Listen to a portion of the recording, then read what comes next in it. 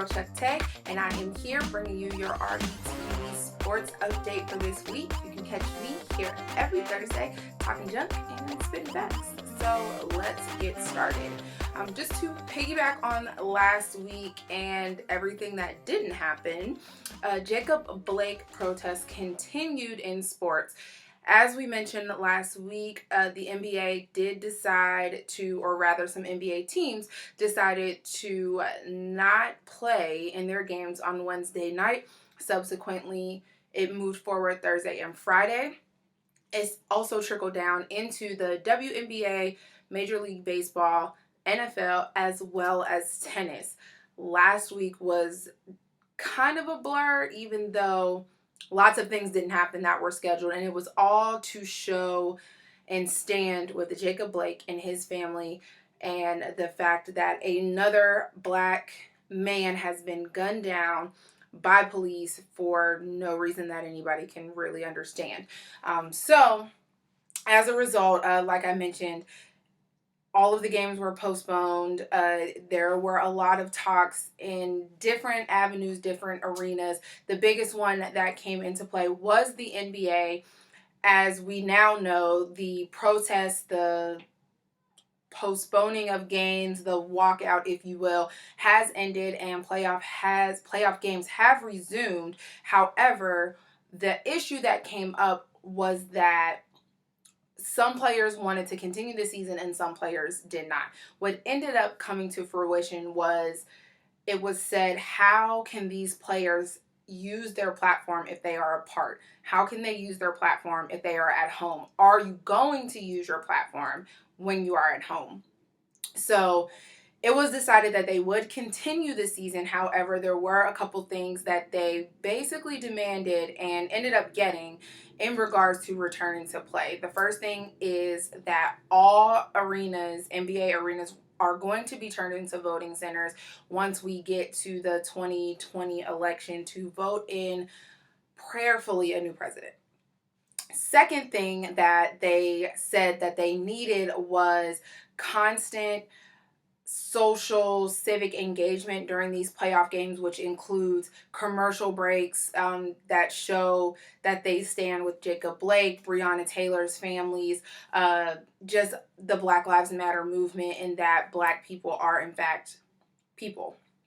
And the last thing, but not least, is they are creating a social justice coalition that includes players, owners, state officials, government officials, to try to, again, use this platform so that they can bring awareness and hopefully and ultimately change.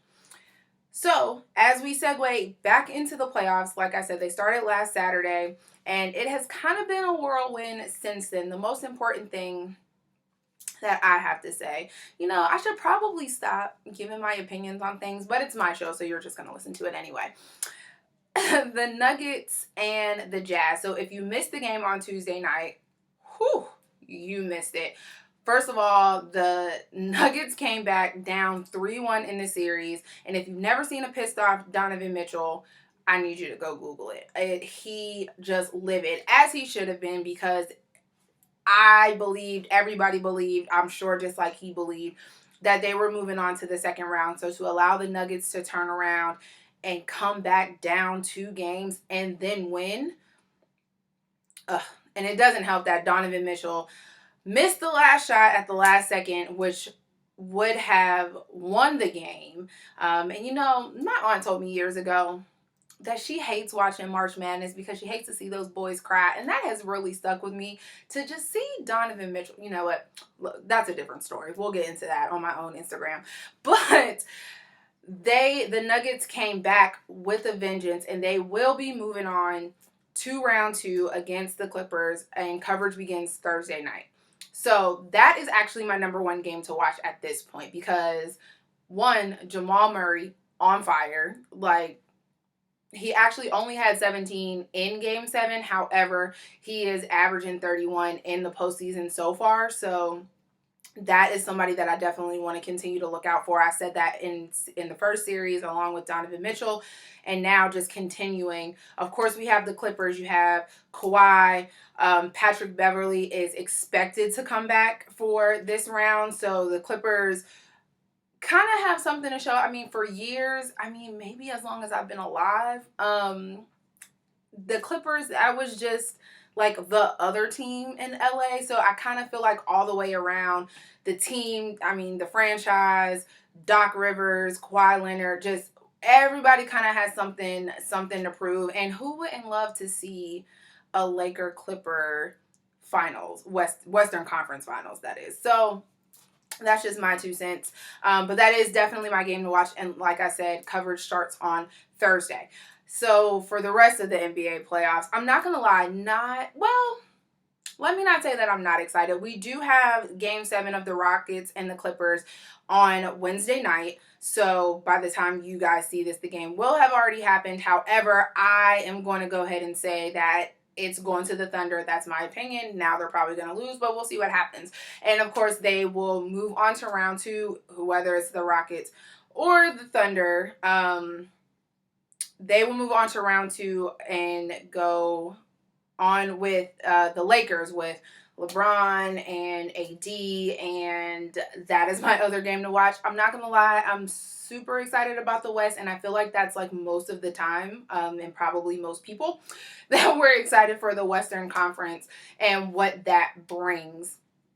Now for the East, it's happening at this present moment. The Bucks and the Heat are playing game 2, and then tomorrow we have the Raptors and the Celtics kicking off, or Thursday rather. We have the Raptors and the Celtics kicking off. So not too much in the East. I mean, it's happening. It's cool. Like, I'm gonna watch it, right? But I am more interested to see what happens coming out of the West. And again, especially now because it's not Golden State. Like, it's not your usual teams. And I feel like this is what the NBA needed. And I guess even on the East, it's not all of your usual teams. It's for years and years, for the last, 6 years? My math might be wrong.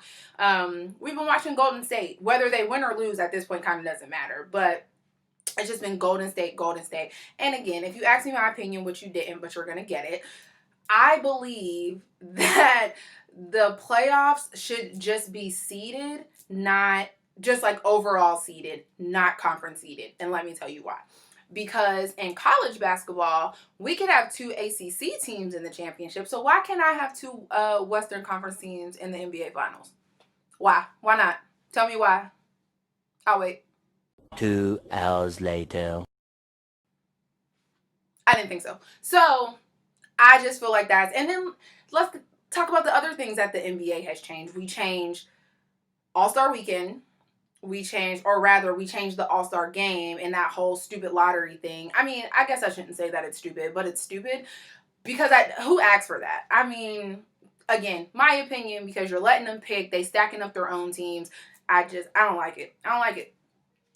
But if we can do that, then why can't I have 2 West teams or 2 East teams, I suppose, in the NBA Finals? I just want to know why. So guess we'll see. And this time next week, we'll be looking at possibly who is getting ready to mosey into the conference finals. And then, of course, the finals. This is a super weird NBA season.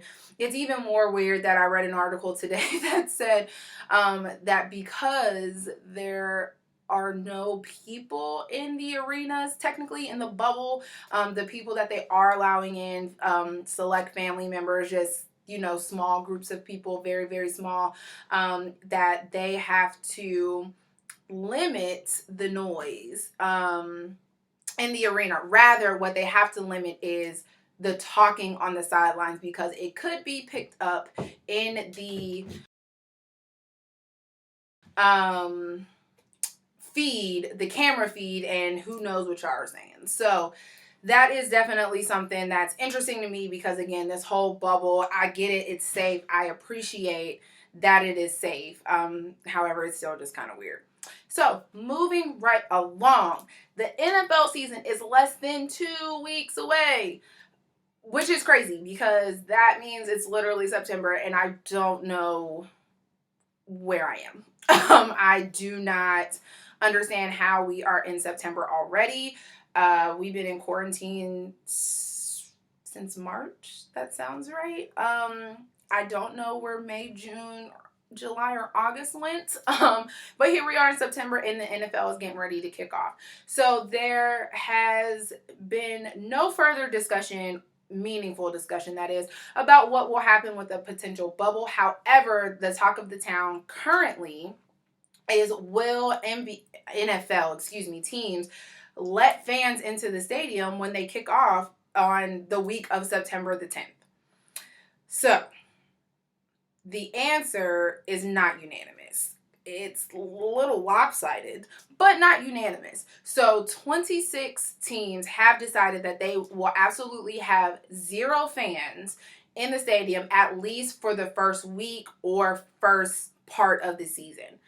5 teams have decided that they will allow fans in a limited capacity, some of them going as far as saying it's, a quantitative 15%, 20%, something like that. Some of them have said weird things like, oh, we'll sell them in tickets in groups of 10 and just let them in or don't let them in. So trying to social distance, but still wanting to have fans, and I suppose.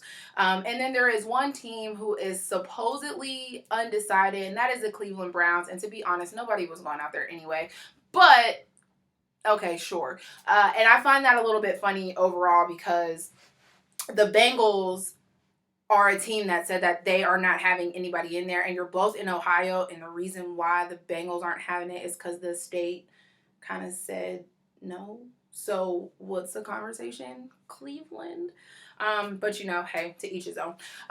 So that is kind of the breakdown now. It will be very interesting to see and hear, I suppose, what happens at your big stadium, your Lambeau, Heinz Field, the Superdome, just, all of these places that are sans fans, and how that kind of affects even just watching the game. Like I keep saying every week, watching NBA games, even with that fake crowd noise that they have going on, it's just very weird. It's very different. I'm still not used to it, and the NBA season is like almost over. So it's going to be really weird to see and hear what's going on these fields, and there's nobody there except for teams. So I believe that it is a good decision though, because in this week, or rather last week of testing for the weeks or the days of August 21st to August 29th,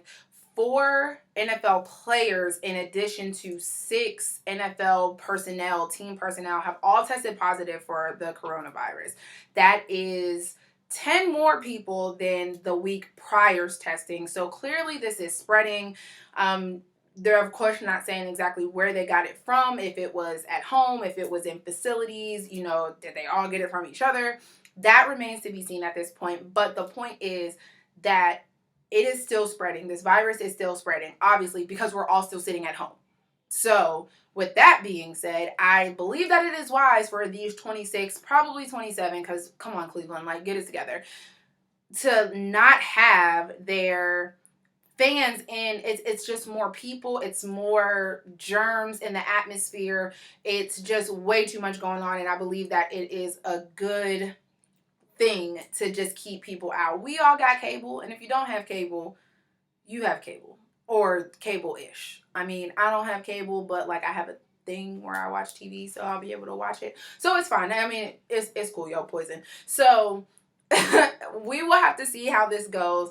Like I said, the NFL season kicks off on Thursday night, September the 10th, with the reigning Super Bowl champs, who did get their rings on Wednesday, the Kansas City Chiefs. So the question is, are you ready for some football? And that's all I have this week, guys. So I'm going to keep it light. I'm going to keep it simple. I'm not going to get all deep on you this week, but I appreciate you watching. You can catch me here every Thursday on RETV, talking junk and spitting facts. See you later.